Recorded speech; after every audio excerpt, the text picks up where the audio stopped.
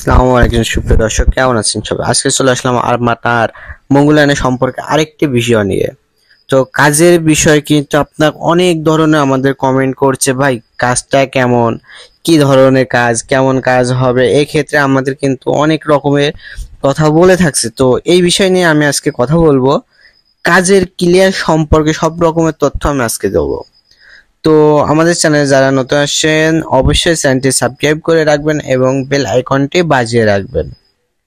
তো চলুন আমরা মূল ভিডিওতে চলে যাই। মঙ্গোলিয়াতে অনেকেই কিন্তু এই দেশটাতে একটু হাবি জাবি গরিব দেশ বিভিন্ন রকমের কিন্তু কথা বলে থাকে।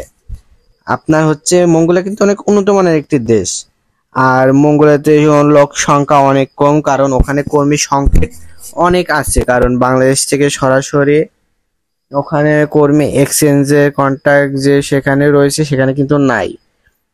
তো যার কারণে বাংলাদেশ থেকে সে যার জন্য ওখানে যেতে পারেনি, এবং এখন যারা হচ্ছে আপনার মঙ্গোলিয়াতে কিছু কিছু কাজ হচ্ছে, নতুন মার্কেট এবং নতুন সম্ভাবনা। কারণ এটা সব থেকে বেশি হচ্ছে যে এখন বর্তমান যে কনস্ট্রাকশন দিয়ে শুরু হচ্ছে, গার্মেন্টসে প্রচুর লোক ধরা, ছোট ছোট গার্মেন্টস আছে যা গার্মেন্ট এক্সপার্ট, তাদের কিন্তু প্রচুর পরিমাণ লোক নেয়। ভিয়েতনাম থেকে কিন্তু বাংলাদেশিদের জন্য অনেক লোক নিচ্ছে।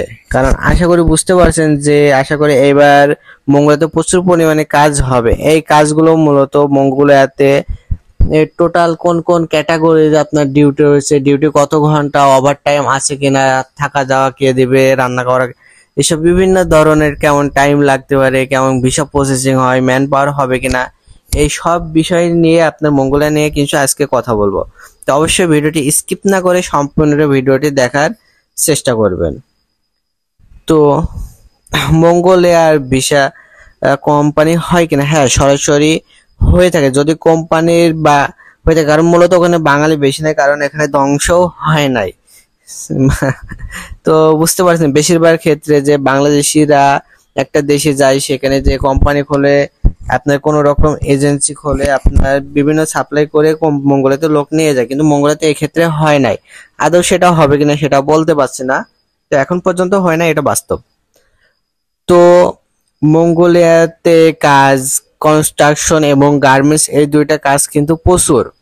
এখানে প্রচুর পরিমাণে কনস্ট্রাকশন গার্মেন্টস এর কাজ রয়েছে, এবং আস্তে আস্তে অনেক ধরনের ক্যাটাগরি কিন্তু ওখানে বের হবে। কারণ মঙ্গোলিয়াতে অনেক ধরনের খনি আছে, স্বর্ণের খনি, কয়লার খনি কিন্তু মঙ্গোলিয়াতে সবচেয়ে বেশি আছে। কারণ খনিগুলোতে কাজ করলেও প্রচুর পরিমাণে কিন্তু বেতন বেশি থাকে, $1000 উপরেও কিন্তু বেতন হয়ে থাকে, এবং কনস্ট্রাকশন বেতন থাকে $500।